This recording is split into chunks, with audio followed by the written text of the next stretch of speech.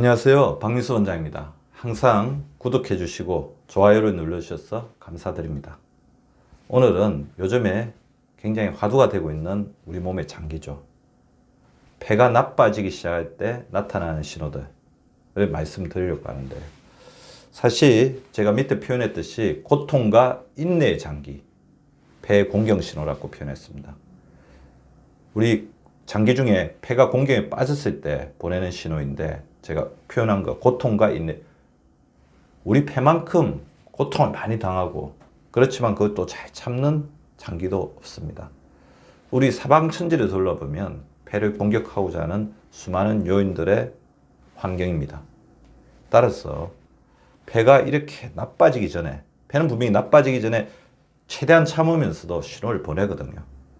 그 신호를 미리 파악해야지 폐의 기능이 더 이상 회복할 수 없는 단계까지 떨어져서 우리 삶을 위협하는 것을 방지할 수가 있습니다. 자, 폐의 역할은 뭔지는 아시죠? 호흡을 통한 가스 교환입니다. 덜숨을 통해서 산소를 들이마시죠. 들이마신 산소를 우리 몸 쪽에 있는 혈관을 통해서 우리 몸으로 전달을 합니다. 그 다음에 이 대사장에 생긴 가스 찌꺼기, 이산화탄소라고 하죠. 이산화탄소를 또다시 밖으로 내보내는 역할, 이것을 통해서 우리 생명활동을 관장하는 최고의 소통의 창구, 소통의 장기, 그 다음에 에너지의 장기라고 할 수 있습니다. 자, 보시면 여기 폐인데요. 이 폐포입니다. 이 폐포 안에 이제 산소가 들어오면 이 폐포란 작은 덩어리들이 이렇게 산소를 전달하는데, 이렇게 파란색, 빨간색 우리 혈관들이 와 있는 것을 보이죠. 이 혈관들을 통해서 심장으로 산소를 보내고, 심장으로 전달된 산소가 온몸으로 퍼지고, 다시 심장을 통해서 들어온 피가 또 폐로 들어와서 이산화탄소가 또 빠져나가고, 이런 역할을 하는 게 우리 폐의 역할입니다. 굉장히 정교한 폐포 주머니, 수많은 주머니의 결합이 바로 폐입니다. 자, 나이에 따라서 폐 기능은 자연적으로 저하게 되어 있습니다. 자, 보통 보면 20대를 전후해서 이렇게 최고치를 이제 점점 찍었다가 나이가 들수록 떨어지죠. 이것은 누구도 예외 없이 겪어야 되는 나이에 따른 우리 폐 기능의 저하 현상입니다. 물론 이제 키나 몸무게, 그것 따라서 폐 기능의 차이는 있지만, 어차피 자기 키나 몸무게가 적게 나가면 요구하는 폐 기능도 적기 때문에 자기에게 최적의 어떤 폐 기능을 유지하면서 다 살아가고 있고, 나이가 들면서 폐 기능이 떨어지고, 이것이 운동 능력의 저하라든지 여러 가지 호흡 곤란을 일으키는데 요인으로서 작용을 합니다. 하지만 단순히 나이 탓으로만 돌릴 수는 없습니다. 같은 80대인데 어떤 분들은 산을 등산할 정도까지 이렇게 폐 기능이 활발하신가 하면, 어떤 분은 걷는 것도 되게 힘들어 하시고 조금만 걸어도 숨이 차기도 합니다. 그것은 나이에 따른 폐 기능의 저하 외에 본인을 위협하는 폐의 적들을 잘 관리를 하고 방어를 못한 탓이죠. 일단 운동 부족입니다. 운동을 지속적으로 잘해서 폐활량을 늘려야 되는데 그런 것들을 안 하면 폐 기능 자체가 떨어지고, 그렇게 되면 우리가 나이가 들었을 때 그 폐 기능의 저하는 더 심각하게 되겠죠. 그리고 폐 단짝이라고 하고 있는 심장 기능이 문제가 생기면 폐 기능도 끊임없이 타격을 받습니다. 고혈압, 당뇨, 고지혈증 있는 사람들. 그래서 심장 기능이 나빠지면 우리 심장하고 폐가 연합해서 우리 몸에 산소를 공급하고 혈액을 돌리기 때문에 당연히 타격을 받겠죠. 흡연, 단일인자로서 우리 폐의 가장 적입니다. 그리고 대기오염, 요새 더욱더 문제가 되죠. 미세먼지 항사. 그리고 오염물질을 흡입하는 것도 굉장히 문제가 될 것 같고요. 뭐 여러 가지 산업적인 환경, 작업 환경에서 오염물질, 그러니까 우리 폐를 자극하는 여러 가지 나쁜 물질들을 영입하는 것도 문제가 될 겁니다. 그리고 저체중과 근육 부족도 폐 기능을 떨어뜨리는데 중요한 역할을 하고요. 그 다음에 면역력의 저하, 특히 이제 장 기능의 저하하고도 연관이 있는데, 면역이 떨어져서 잦은 감염에 걸리게 되고 잦은 어떤 폐렴이나 특히 폐결핵 같은 질환에 걸리게 되면 당연히 폐 기능은 떨어질 수밖에 없습니다. 폐 기능이 떨어지는 것은, 폐가 나빠지는 것은 나이에 따른 자연적인 저하 현상이지만 개인차가 아주 크고, 그것을 결정적으로 좌우하는 것은 자신이 얼마나 폐의 적들로부터 자기를 방어했는지, 폐를 잘 지켜줬는지에 따라 달라질 수 있다는 것을 이 시간을 들어 다시 말씀드리고 싶습니다. 그러면 폐가 점점 나빠지고 있다. 앞으로 점점 나빠질 거다. 더 다른 사람보다 빨리 나빠질 거다. 지금 폐가 공격에 처해 있다. 그것을 알려주는 위험 신호들에 대해서 말씀을 드리겠습니다. 먼저 폐가 힘들어요. 폐 조직 자체에 손상이 온 거죠. 폐 조직 자체에 손상이 와서 폐가 힘들어하는 증상이 때 나타나는 증상들입니다. 가슴이 쪼여옵니다. 호흡을 해야 되는데 충분하게 산소를 받고 이것을 공급해야 되는데 여러 가지 문제 때문에 폐의 어떤 조직이 파괴돼서 이것을 잘 원활하게 위안과 수축 작업을 못하게 되면 문제가 되겠죠. 가슴이 쪼여오는 증상. 두 번째, 평소보다 기침이 작고 그리고 기침을 한 번 하게 나면 오래 간다. 물론 이제 기침을 일으키는 요인들이 굉장히 많지만 폐 기능이 떨어지거나 폐가 나빠지면 당연히 이제 기침이 일어나는 경우가 가장 많습니다. 근데 현대인들 중에 보면 기침을 달고 사는 사람들이 있어요.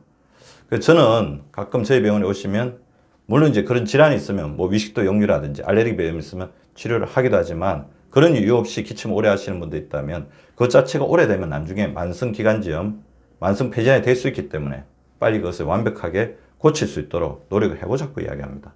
나쁜 것을 그대로 방치해서는 안 됩니다. 그리고 평소에 가래가 있으신 분들도 가래 색깔이 변합니다. 가래가 묽게 있던 가래가 묽게 있던 것도 좋은 건 아니죠. 근데 묽게 있던 가래가 갈색이나 녹색이나 빨간색으로 간다면 피가 난다든지 가래 안에 세균이나 바이러스가 섞이면서 폐 조직에 손상을 주고 있는 거죠. 그리고 무엇보다 중요한 것 중에 하나가 항상 감기 기운이 있는 같은 어떤 느낌. 감기가 있으면 기관지가 간질간질하면서 뭔가 이게 답답한 느낌 같은 게 있잖아요. 근데 항상 감기 기운이 있다는 것은 폐 자체도 아까 보여드린 것처럼 이 폐포들 사이에서 여러 가지 점막, 가래라는 것 자체도 어떻게 보면 우리 폐를 지켜주는 어떤 작용 속에서 나온 어떤 보호작용 중에 하나거든요. 세균하고 바이러스와 싸우면서 나오는 분비물이잖아요. 그래서 항상 어떻게 보면 폐가 약해서 폐의 면역 기능이 무너져 있는 사람들은 폐 안에 어떤 기관지 안에 우리 세균이나 바이러스를 달고 살 수가 있고 그 안에 염증 반응들이 굉장히 있을 수가 있어요. 그래서 그거를 잘 해결하는 게 굉장히 중요한 거죠. 항상 감기 기운이 있는 것 같다. 좋지 않은 신호입니다. 그리고 폐가 망가지면 당연히 이제 폐 기능이 저하되겠죠. 숨쉬기가 힘든 증상이 이제 발생합니다. 색색거리는 소리가 부쩍 늘었다.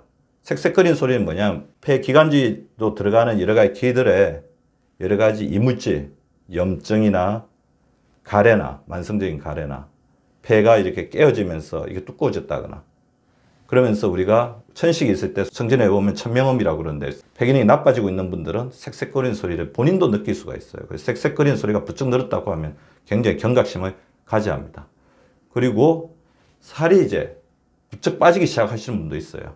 물론 이제 후기적인 겁니다. 그러니까 초기에는 오히려 살이 빠지지 않고 몸이 붓는 것 같은 느낌이 있어요. 아까 심장하고 폐하고 연계되어 있기 때문에 순환이 잘 안 되고 폐가 나빠지면 심장 쪽에서 이거를 잘 돌리지를 못하기 때문에 우리 수분이 축적되면서 살이 어떻게 체중이 증가된 느낌이 있는데 이게 오래되게 되면 폐가 많이 망가지게 되면 폐가 점점 더 나빠지고 이렇게 되면 살이 빠집니다. 왜 그러냐면 호흡하는 게 굉장히 힘들잖아요. 그렇게 되면 호흡하는데 에너지를 너무 많이 쓰고 그 다음에 충분하게 산소를 못 받아서 우리 몸이 대사를 못하기 때문에 살이 빠지는 작용. 그래서 우리 만성 폐질환의 대표적인 증상 중에 하나가 살이 빠지는 게 있어요. 그냥 잠들기 힘들다. 왜냐하면 아무래도 잘 때 숨 쉬는 게 더 힘들어지겠죠. 낮에는 의식적으로 호흡을 할 수 있는데 잠자게 되면 숨 쉬는 게 힘들고 그다음 폐 쪽에 이렇게 수분 같은 게 정체되면서 문제가 되는 겁니다. 그리고 이게 또 굉장히 중요한 어떤 증상인데요. 요즘 들어 숨이 짧아졌다. 숨이 짧아졌다는 표현을 하죠. 뭔가 숨을 쉴 거에 제대로 안 쉬어지고 조금만 해도 조금 이렇게 버겁고 숨이 짧아졌다는 것을 무척 자주 느끼는 것도 우리 폐가 나빠지기 시작할 때 나타나는 SOS 신호입니다. 그리고 아까 말씀드린 것처럼 폐하고 단짝인 심장 쪽에 문제가 생기면서 이게 우리 몸에 수분이 우려야 됩니다. 심장 기능이 떨어지면 폐 쪽에 이제 수분이 차는 것처럼 이게 우리의 서로서로 연결되면서 심장이 나빠지면서 폐가 나빠지는 경우가 있거든요. 이때는 심장 기능을 빨리 개선을 시켜야 되죠. 밤에 주로 기침을 하죠. 그래서 전에 말씀드린 것처럼 밤에 또 소변을 자주 보러 가게 됩니다. 그 다음에 몸이 부어 있어요. 이것은 심장이 나빠도 그렇고 폐 기능이 떨어져 가지고 원활하게 우리 몸에 있는 혈액순환이 잘 되지 않으면 몸이 전반적으로 보이는 증상을 느끼는데 특히 그 수분이 많이 정체되는 부위가 발목하고 발입니다. 발목과 발이 원인도 모르게 붓는다. 간이 나쁜 것도 아니고 콩팥이 나쁜 것도 아니고 갑상선이 나쁜 것도 아닌데 붓는다고 하면 심장과 폐에 문제가 있는 것이 아닌지 살펴봐야 되고요. 아까 말씀드린 것처럼 밤이나 누워있을 때 기침이 많이 나지 않는지를 한번 체크를 해보셔야 됩니다. 그리고 이게 진행이 오래 진행되기 시작하면 당연히 우리 몸에서 요구하는 산소량을 제대로 채워주지 못하기 때문에 산소를 제대로 못 받아서 힘이 든 증상이 발생합니다. 먼저 피로 증상입니다. 이유 없이 굉장히 피로합니다. 내내 멍하고 지쳐 있습니다. 그 다음에 평소보다 뭔가 불안하죠. 왜냐하면 우리 몸에 필요한 산소가 있는데 뭔가 들어오지 않잖아요. 심리적인 어떤 스트레스가 없는데도 뭔가 자기도 모르게 계속 평소보다 뭔가 불안하다고 한다면 자, 우리가 물에 이제 빠지려고 한다는 거 생각해보세요. 물에 빠지면 너무 불안해. 빨리 나와야 되잖아요. 그래서 우리가 물에 빠지지 않는 거죠. 그래서 평소보다 뭔가 계속 불안하고 안절부절 못한다. 그럼 폐기능이 나빠지고 있는 현상일 수도 있습니다. 그리고 이런 분들은 뭔가 병원에 자꾸 가봐야 되겠다는 생각하게 되는데요. 이때 병원에 가보시는 게 중요합니다. 엑스레이도 한번 찍어보시고 그다음에 폐기능 검사도 해보고 현대의학 기술에서 우리에게 필수적인 것들은 가끔 주치의와 상의하셔서 반드시 체크를 해보시는 게 중요합니다. 그리고 같은 일이나 운동을 해도 금방 지치겠죠. 몸에 요구하는 어떤 산소량을 채워주지 못하기 때문이죠. 물론 이 모든 증상이 다 폐기능이 나빠지기 시작할 때 나타나는 초기적인 증상은 아닙니다. 물론 다른 증상일 수도 있지만 이런 증상들이 여러 가지 공통적으로 같이 나타나고 중복적이라고 한다면 폐기능에 문제가 없는지, 그리고 아까 제가 말씀드린 것처럼 운동이 부족하거나 담배를 오래 피웠거나 이전에 결핵이나 폐렴을 자주 앓은 적이 있다면 조금 더 이런 거에 대해서 살펴봐야 되겠죠. 그리고 제가 진짜 말씀드리고 싶은 것 중에 하나인데 본인이 특별하게 그렇게 생각하지도 않는데 계단보다는 엘리베이터나 에스컬레이터를 부쩍 이용하게 된다. 이건 몸이 힘드니까 폐기능이 떨어지니까 자기도 모르게 그렇게 하고 있는 거거든요. 그때는 자기가 폐를 괴롭히고 있는 여러 가지 요인들로 고통받고 있지 않는지 반드시 한번은 체크해 보셔야 된다는 것입니다. 고통과 인내의 장기, 너무 많은 일을 해왔잖아요. 지금도 많은 일을 하고 있고 우리 폐에게 조금만 격려를 해주고 지금이라도 폐를 보듬어 주시기 바랍니다. 구독과 좋아요는 박미수 박사 TV를 지속시키는 생명력입니다. 많이 구독해 주시고 좋아요를 눌러 주시기 바랍니다. 항상 감사드립니다.